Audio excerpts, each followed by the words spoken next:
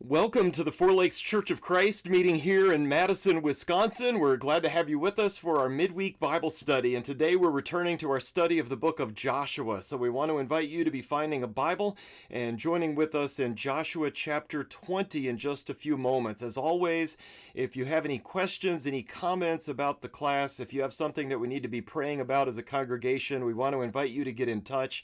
And thank you to all of those of you who have. I appreciate the feedback and the questions and the good comments. You can send me a message to info@fourlakeschurch.org. You can also call or send a text to 608-224-0274. And by the way, past classes can be found at our YouTube channel, and you can find that at YouTube. And then our address there, I suppose you could say, is Four Lakes Church. So hope you can join us there and fill in on any past classes. In terms of news, I am recording this week's class actually on August 19th, but the class is really scheduled for the midweek, which is August 20th, which is the day that my dad turns 80. And I just wanted to make a note of that today. We know that Moses was 80 years old when God called out to him through the burning bush, telling him to confront Pharaoh and lead the Israelites out of slavery. And I kind of find that interesting. I also find it interesting that we actually have a psalm that is written by Moses, Psalm number 90. And in that psalm, Moses says in verses 10, 11, and 12, "As for the days of our life, they contain 70 years. Or, if due to strength, 80 years, yet their pride is but labor and sorrow, for soon it is gone and we fly away. Who understands the power of your anger and your fury? According to the fear that is due you, so teach us to number our days, that we may present to you a heart of wisdom." And I understand, most of you understand as well, Dad is not really in a condition where he can tune in to our study today, but I still wanted to make a note of this on his 80th birthday, since that age is mentioned at least twice with reference to the life of Moses. Dad has served as a gospel preacher for many years. He served as a shepherd of God's people for most of his adult life, including a number of years right here in Madison. So happy birthday to Dad. As I said, though, today's midweek study, we are continuing in our study of Joshua, Moses' successor, I think we could say, where Joshua leads the Israelites as they conquer the Promised Land. And of course, last week we saw the last of the land divided up among the 12 tribes of Israel. And in today's study, we want to take a look at Joshua chapters 20, 21, and 22, so 3 chapters tonight. And in Joshua chapter 20, we're going to find some cities that are given to the Levites. So let's jump into our study by looking together at Joshua chapter 20. And the first paragraph is verses 1 through 6. Joshua chapter 20, verses 1 through 6. "Then the Lord spoke to Joshua, saying, Speak to the sons of Israel, saying, Designate the cities of refuge of which I spoke to you through Moses, that the manslayer who kills any person unintentionally without premeditation may flee there. And they shall become your refuge from the avenger of blood. He shall flee to one of these cities, and shall stand at the entrance of the gate of the city, and state his case in the hearing of the elders of that city. And they shall take him into the city to them, and give him a place, so that he may dwell among them. Now if the avenger of blood pursues him, then they shall not deliver the manslayer into his hand, because he struck his neighbor without premeditation, and did not hate him beforehand. He shall dwell in that city until he stands before the congregation for judgment, until the death of the one who is high priest in those days. Then the manslayer shall return to his own city and to his own house, to the city from which he fled." Going back to the beginning here, we're reminded that God is the one who first commanded the whole concept of the cities of refuge. And it goes back to Genesis 21, I believe, Numbers 35, also Deuteronomy chapter 19, where we have the repetition of that part of the law. And so if I hate my neighbor, and if I hide beside his garage and I sneak up on him when he gets home so I can whack him with a shovel and kill him, can I go hide in a city of refuge and get away with what I've done? Well, no, that's not the point here. Instead, the cities of refuge were intended for those who had killed someone unintentionally. In other words, I'm out snowblowing my sidewalk, and I run over a rock, and that rock flies and hits my neighbor and kills him. That's an entirely different story, is it? One was intentional, one was unintentional. And so here, the one who had killed somebody accidentally could flee to one of those cities for safety. And I think that reminds us that they are fleeing from the avenger of blood. We find that at the end of verse 3. And the idea here is, if I accidentally kill my neighbor, That guy's family apparently has the right to come after me in those days, and I think we understand that. Today we have a justice system, and of course, today, if somebody's killed, even accidentally, there's going to be an investigation. The cops are going to look into that. They're going to do some research. They're going to interview. They're going to find out if there was any animosity between these two people before this event happened, and so on. Well, back then, though, this was the justice system. And so, as far as I can tell, they didn't have police back then. But instead, each family would just go after anybody who harmed one of their own. It wasn't a perfect system, but it kind of helped keep people in line. So if you hurt my sister, then me and my whole family are going to come and we're going to do some terrible things to you. That seems to be the idea here. That was their sense of justice back then. However, I also want us to note in this chapter, God regulated this, didn't he? Because if a loved one is killed, how would the family know whether the perpetrator did it on purpose or by accident? You know, a lot of times we assume the worst of people, and so the offender then would flee to one of these cities, and the elders at the gates of the cities of refuge would then kind of calm down and sort things out. They would hear both sides, maybe they would listen to witnesses, and then they would eventually come to a decision concerning what needed to be done. And I would note here that this is yet another reference to the elders of Israel taking on some kind of a leadership role. So, of course, the people would naturally look to those who are older for advice, some wisdom in some of these situations, even to the point where it is now codified into the law. As we look at this passage, we find here that there are some conditions placed on the killer being protected. He had to stay in the city until he could be judged, so it wasn't just a matter of tagging base and running, but he had to stay there. He had to stay until the death of the current high priest, so that could have been quite a while. And so there was a time limit on this. This wasn't forever. I would almost look at the cities of refuge like we might have looked at home base in a game of tag when we were kids.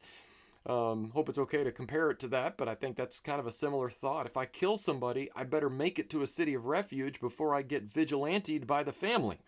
And that's really what's going on here. And it's just interesting to me that knowing human weakness and knowing that accidents happen and knowing that people have a tendency to take revenge, God could see this coming. And so God thought ahead, and certainly he had a plan for handling this in the law. And here we see that those cities are actually designated. So let's continue then with the next paragraph. This is the rest of Joshua 20. It's a short chapter, verses 7 through 9. And here we pretty much have the names and locations for the cities of refuge. We're not going to read this, but I was able to find a map that we have permission to share, as long as we give credit, which we've done up here on the screen. Unfortunately, the names of the cities here appear to be in Hebrew, and but you know, so that I don't think that's too big of a deal for us. But at least I want us to notice here on the map. Do you notice anything about where these cities are? It looks to me as if they're pretty well spread out, aren't they? And I read in doing some research earlier today that these 6 cities are all pretty much within a day's journey of everywhere in Israel. And so if you were to accidentally kill your neighbor, you could travel no more than 30, maybe 40 miles at the most, and you could make it to one of these cities within a day. So I'm just saying that fleeing was certainly within the realm of possibility. And hopefully you can see it, but notice in verse 9 it indicates that this was for God's people, but these cities were also for the strangers in the land, for those who were simply passing through. So if anyone killed another person unintentionally, they could flee to one of these cities and appeal for protection from the angry relatives of the one who had just died. And then the elders would kind of handle it from there.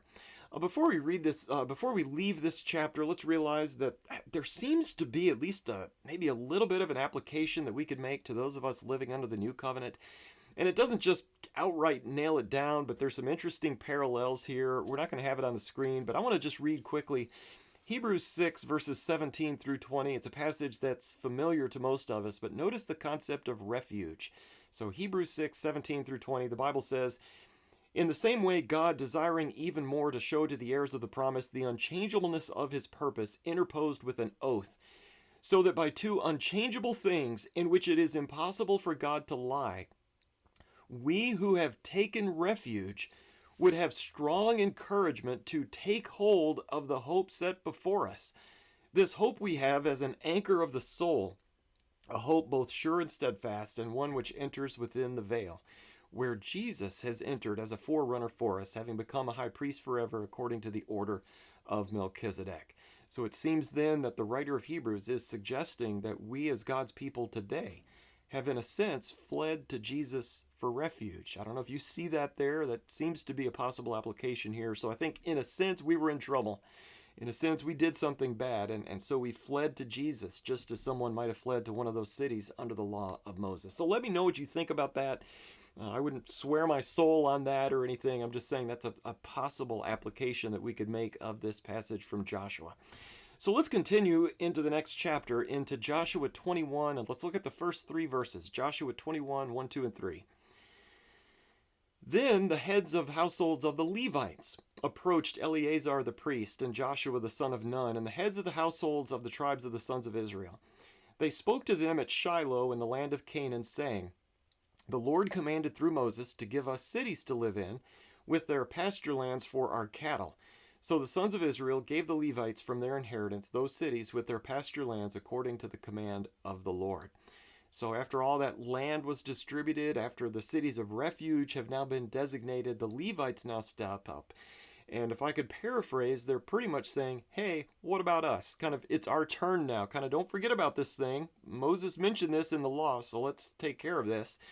And the rest of this chapter is going to outline the cities that are set apart for the Levites. I know we've noted previously the Levites didn't have any tribal land of their own in terms of large territory. But they did have cities. They had places where they could live. And like the cities of refuge, if we research this, I think we'd find that these cities for the Levites were pretty well spread throughout the Promised Land. Remember, as we said a few weeks ago, the Levites were not to hole up in Jerusalem. Jerusalem wasn't even a thing yet. But they weren't to hang around the tabernacle and all of them be right there, but they were to spread out. And they were to use their influence to serve and to teach God's people. Now, we're going to skip over most of this chapter because if you have your Bible open, you'll notice that most of it is just a huge list of names and places. And don't want us to get bogged down in that. Certainly, it had more application for the people who read this for the first time than it did for us today in a practical sense. I would note, however, that we do have a somewhat parallel list of these cities for the Levites in 1 Chronicles chapter 6. There are, however, some differences between the lists. The list we find here versus the list in 1 Chronicles 6. And so some, especially atheists, those who don't believe in God in the first place, have seen that and they've latched onto that and they've suggested that the Bible just contradicts itself. So, people were just making this stuff up, therefore they're mistakes, therefore it's not inspired by God. That's the accusation. However, I want to note that the book of Joshua was written in roughly 1375 BC. And that the book of Chronicles was written at some point around 536 BC, at some point after the Babylonian captivity. So if you do the math there, I think that's a difference. It's a period of roughly 839 years between the list here in Joshua 21 and the list in 1 Chronicles chapter 6. 839 years. Think about that. So I would just ask, do we think that the names of some of these places might have changed over a period of 839 years? Of course so. Names of places absolutely change over time. We are known as being the Four Lakes Church of Christ, aren't we? Well, the Ho-Chunk people, though, use the term Dejop or Tejop, meaning Four Lakes. And so we aren't the Dejop Church of Christ, we are the Four Lakes Church of Christ. We're speaking a different language. It has the same meaning, it's the same region. It's the same land that we're talking about here. So I think that would be one illustration of that. It's the same place, but the name of this place has changed over several hundred years. More recently, we may think about the town of Burke and the town of Madison, for example, being absorbed by the city of Madison. A lot of controversy about that over the past 20, 30 years. And, the places themselves are still the same. People didn't, move houses from one place to another. But those places have different addresses now, don't they? They may vote in a different place. They are registered in a different place. So the places are the same, different addresses, different names of those places. In our family, we drive through the city of Fitchburg almost every time we leave home. And we have to do that to get to or from our house in the city of Madison. And as I understand it, the city of Fitchburg didn't even exist a few decades ago. So if you look at Fitchburg on a map, it's a huge square. And it very clearly was a township of some kind not that long ago. And, just really 30, 40 or whatever years ago. And so I'm just suggesting this as an illustration of the fact that names of places will change over time. Just a few weeks ago, we had a guest at church who was here on vacation, and he was looking for native burial mounds. And of course, if you've looked into that, you know that those mounds, they are all over the place around here. We've built on them. We've created roads cutting directly through some of them. So the land is the same land, but the inhabitants have changed over the past 800 years. And I would say so also with ancient Israel. And that right there is why some of those names here in Joshua do not match the names in Chronicles. They'd be referring almost certainly to the same places, but they would be called by different names 800, 900 years in the future. By the way, in Numbers 26:62, the Levites are numbered as having 23,000 people, I believe. And so those 23,000 people are then spread out among these 48 cities to teach the word of God and serve the people and offer sacrifices, probably rotate in and out of doing their work in the tabernacle. Well, again, so this is the first 3 verses. Since we have a huge list of names, let's kind of go ahead and let's skip ahead. And let's continue with the last paragraph in Joshua 21. So verses 43 through 45. Joshua 21, 43 through 45. So the Lord gave Israel all the land which he had sworn to give to their fathers, and they possessed it and lived in it. And the Lord gave them rest on every side according to all that he had sworn to their fathers. And no one of all their enemies stood before them. The Lord gave all their enemies into their hand. Not one of the good promises which the Lord had made to the house of Israel failed. All came to pass. The point of this little passage is simply to remind the Israelites that God has now kept his promise to Abraham, at least in terms of the land itself. God has now held up his end of the covenant, and he has now given them the promised land. Now, whether they'll keep it, that's up to them.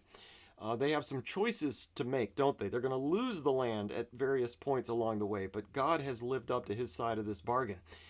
This is going to be repeated by Joshua in Joshua 23:14. Also, it's going to be repeated by Solomon at the dedication of the temple in 1 Kings 8:56. The idea that God kept his promise to Abraham by giving them the land.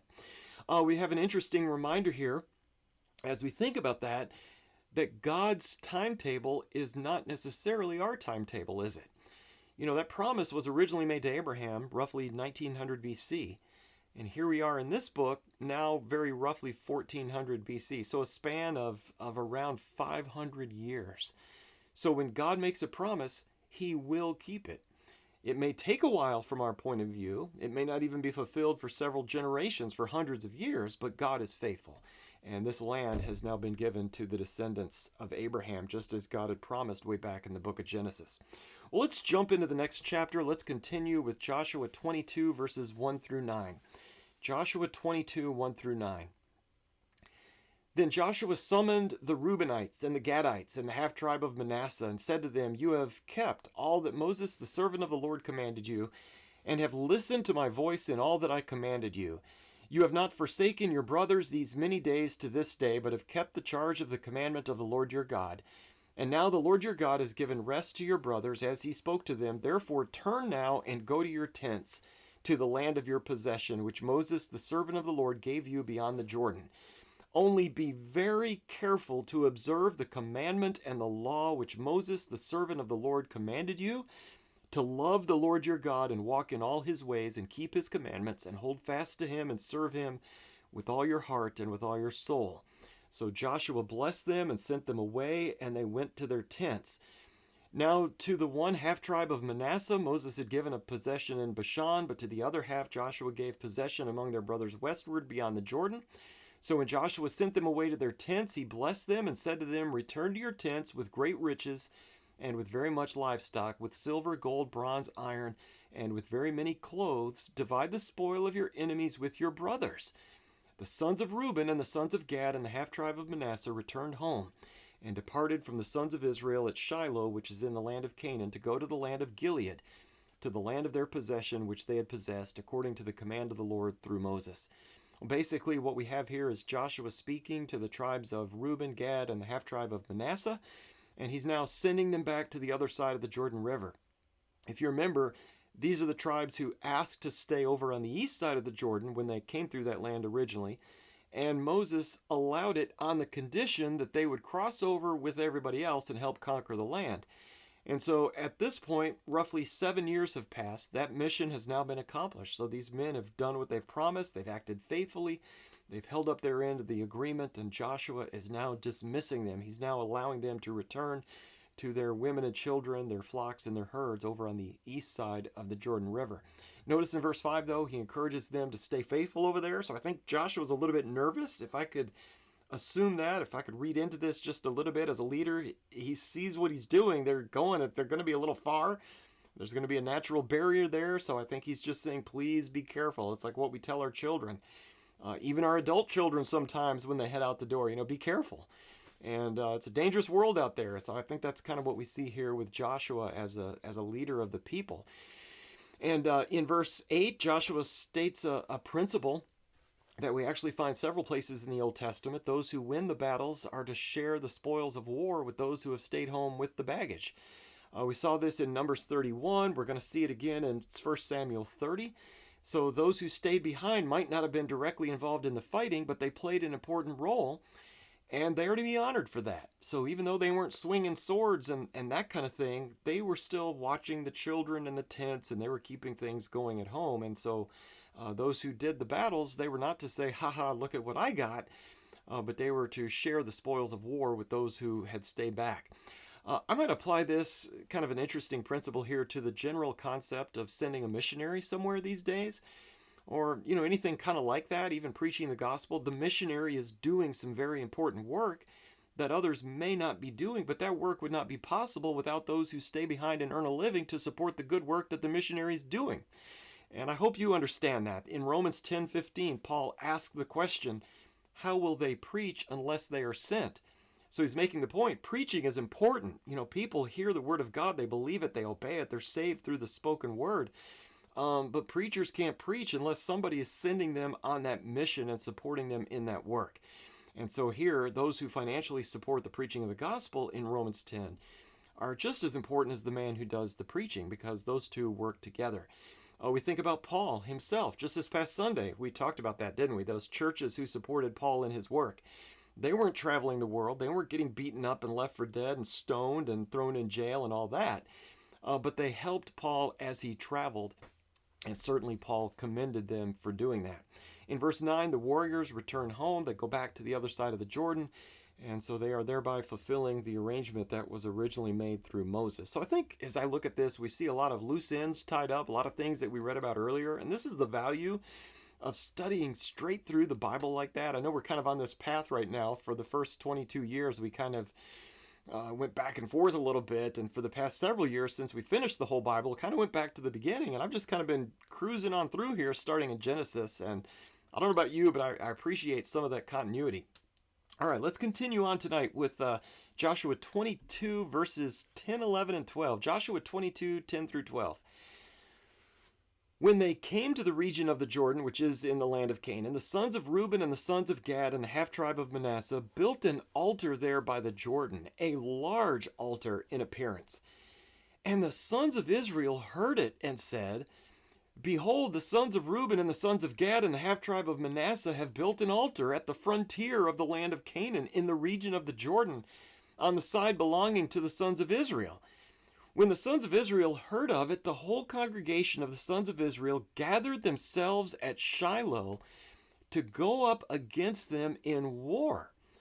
Well, these warriors who head back across east to the Jordan, as they're going, apparently, they build a huge altar somewhere in like no man's land. I don't know which side of the Jordan it's on. It's kind of hard for me to nail that down. But somewhere as they go, they build this ginormous altar somewhere as they're getting ready to, or right as they cross over the river. And the sons of Israel, those on the west side, when they see this, word gets around, people talk. When they see this, they immediately assume the worst, don't they? In fact, they immediately prepare for war. So they've just been helped by these guys. These guys were fighting side by side. They turn around, go back home, and like moments later, the people on their way back home build this altar, and everybody else sees this. They don't know what's going on. And they just jump to some terrible conclusion that they've just completely left the Lord and that they need to be killed immediately. That seems to be what's going on here. All right, let's continue then with Joshua 22, 13 through 20. Joshua 22, verses 13 through 20. Then the sons of Israel sent to the sons of Reuben and to the sons of Gad and to the half-tribe of Manasseh into the land of Gilead, Phinehas, the son of Eleazar the priest, and with him 10 chiefs, one chief for each father's household from each of the tribes of Israel, and each one of them was the head of his father's household among the thousands of Israel. They came to the sons of Reuben and to the sons of Gad and to the half-tribe of Manasseh to the land of Gilead, and they spoke with them, saying, Thus says the whole congregation of the Lord, What is this unfaithful act which you have committed against the God of Israel, turning away from following the Lord this day by building yourselves an altar, to rebel against the Lord this day? Is not the iniquity of Peor enough for us, from which we have not cleansed ourselves to this day, although a plague came on the congregation of the Lord, that you must turn away this day from following the Lord? If you rebel against the Lord today, he will be angry with the whole congregation of Israel tomorrow. If, however, the land of your possession is unclean, then cross into the land of the possession of the Lord, where the Lord's tabernacle stands, and take possession among us. Only do not rebel against the Lord or rebel against us by building an altar for yourselves besides the altar of the Lord our God. Did not Achan the son of Zerah act unfaithfully in the things under the ban, and wrath fall on all the congregation of Israel? And that man did not perish alone in his iniquity. Wow, so before they actually go to war, before they start swinging swords and slinging spears, notice here, the Israelites on the west side of the Jordan, they get Eleazar the priest to check things out. They send Phinehas with over here with a letter, or a leader rather, from each of the 10 tribes on the west side. And they head over and they want to know what's up. If I can put it gently, that's they want to know, what are you people doing? And even beyond that, they accuse the other side of committing an unfaithful act by turning away from the Lord and building this altar. So they assume that these people are rebelling against God. They accuse them of committing the sin of Peor. That involves sexual sin with the local women back in Numbers. And so the men of Israel, they're concerned. It affects them because, if it's true, they think God might get mad at everybody and destroy all of them on both sides of the Jordan. God has killed people for less. And so, and I kind of appreciate what they point out here. If it's a problem with the land over there being corrupted in some way, like if it's too evil, they invite these people to come back to their side. Come back over here where the tabernacle is. And you know what that would involve? That would involve giving them some of their land, so they would end up with less. And so I think it's a very loving thing to do. I mean, obviously they're concerned about themselves. They're also concerned about their neighbors, their brothers, we might say. But even to the point where they say, come back over here, we'll give you land here if it's too rough or too evil over there.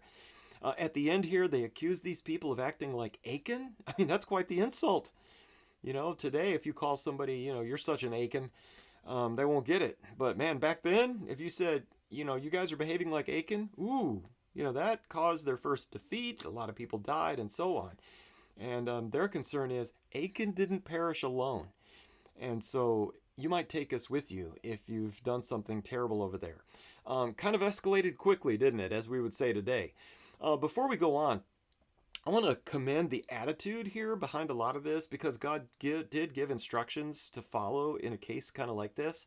Not perfect parallel, we don't have it on the screen, but please listen carefully just for a moment to Deuteronomy chapter 13, starting in verse 12. So, years before this, God had anticipated something like this, and God had said this in Deuteronomy 13:12 and following. If you hear in one of your cities, which the Lord your God is giving you to live in, anyone saying that some worthless men have gone out from among you and have seduced the inhabitants of their city, saying, let us go and serve other gods whom you have not known, then you shall investigate and search out and inquire thoroughly. If it is true and the matter established that this abomination has been done among you, you shall surely strike the inhabitants of that city with the edge of the sword, utterly destroying it and all that is in it and its cattle with the edge of the sword. Then you shall gather all its booty into the middle of its open square, and burn the city and all its booty with fire as a whole burnt offering to the Lord your God. And it shall be a ruin forever. It shall never be rebuilt. Nothing from that which is put under the ban shall cling to your hand, in order that the Lord may turn from his burning anger and show mercy to you, and have compassion on you, and make you increase just as he has sworn to your fathers, if you will listen to the voice of the Lord your God, keeping all his commandments which I am commanding you today, and doing what is right in the sight of the Lord your God. And so again, that was from Deuteronomy chapter 13, verses 12 and following. And so I know if we were to just jump in here to this chapter and look at this alone, it may seem like, wow, these people are pretty extreme, aren't they? They kind of jump to some conclusions. That's not good, but man, they're armed up. They're ready to kill a bunch of people. But they definitely seem to be doing what God has told them to do. If you suspect that a fellow Israelite is sacrificing to some pagan god, go investigate, and if what you suspect is true, kill every single one of them and burn their stuff and never rebuild that city. And those were God's instructions. So I think they're following this, aren't they? Now they're in the investigation phase. They came armed, but they're looking into it. And let's note they send Phinehas. Phinehas is a one-man sin-hunting special forces. You may remember what happened back in Numbers 25. Phinehas was the one who saw the man and the woman, perhaps in the act of fornication, and he spears both of them through simultaneously as an outburst of righteous anger and rage. And so, if somebody needs to get killed for offending God, you send Phinehas. He's going to head the party, and that's what they do here. But first, they do slow down and they ask some questions. And I think that's a good reminder for us. When we think we see or hear something in the church, let's not just assume the worst of somebody, but let's go talk to that person and talk through that before we take action. It's a very wise course of action. I think we see it happen here. We see it with the process in Matthew 18. We also see it, I think, in the process in bringing an accusation against an elder. In 1 Timothy chapter 5, the accusation is to be confirmed by multiple witnesses, and that's what's going on here. All right, let's continue then with Joshua 22, verses 21 through 29. Joshua 22, 21 through 29. Then the sons of Reuben and the sons of Gad and the half-tribe of Manasseh answered and spoke to the heads of the families of Israel. The mighty one, God, the Lord, the mighty one, God, the Lord. He knows, and may Israel itself know, if it was in rebellion or if in an unfaithful act against the Lord. Do not save us this day. If we have built us an altar to turn away from following the Lord, or if to offer a burnt offering or a grain offering on it, or if to offer sacrifices of peace offerings on it, may the Lord himself require it. But truly we have done this out of concern for a reason, saying, in time to come your sons may say to our sons, what have you to do with the Lord, the God of Israel? For the Lord has made the Jordan a border between us and you. You sons of Reuben and sons of Gad, you have no portion in the Lord, so your sons may make our sons stop fearing the Lord. Therefore, we said, let us build an altar, not for burnt offering or for sacrifice, rather it shall be a witness between us and you and between our generations after us, that we are to perform the service of the Lord before him with our burnt offerings and with our sacrifices and with our peace offerings, so that your sons will not say to our sons in time to come, you have no portion in the Lord. Therefore we said, it shall also come about, if they say this to us or to our generations in time to come, then we shall say, see the copy of the altar of the Lord which our fathers made, not for burnt offering or for sacrifice, rather it is a witness between us and you. Far be it from us that we should rebel against the Lord and turn away from following the Lord this day by building an altar for burnt offering, for grain offering, or for sacrifice, besides the altar of the Lord our God, which is before his tabernacle. So notice the men on the other side of the Jordan, they have a chance to respond. And they start by praising God, don't they? The mighty one, the Lord, the mighty one, God the Lord. And so they are praising God here. And there is no God but the one true and living God. And then they go on to explain, they pretty much call God as their witness here. You know, if we have done this, may God not save us today. You know, we don't want to be saved if we've done something terrible, because they know what they've done. So they go on to explain it. They built this altar not to Baal, not to any other pagan deity, not to replace the one in the tabernacle, but they built it as a memorial, as a reminder to them, to their children, also to the children of those on the west side of the Jordan. They're leaving most of the rest of Israel to go live on the other side, and they seem to be at least a little bit worried that they may get disconnected, that they may wander away from the Lord, that people won't let them back across the Jordan in future generations. And so they build this altar as a memorial, kind of as a memory tool. This is not actually made for burning stuff on.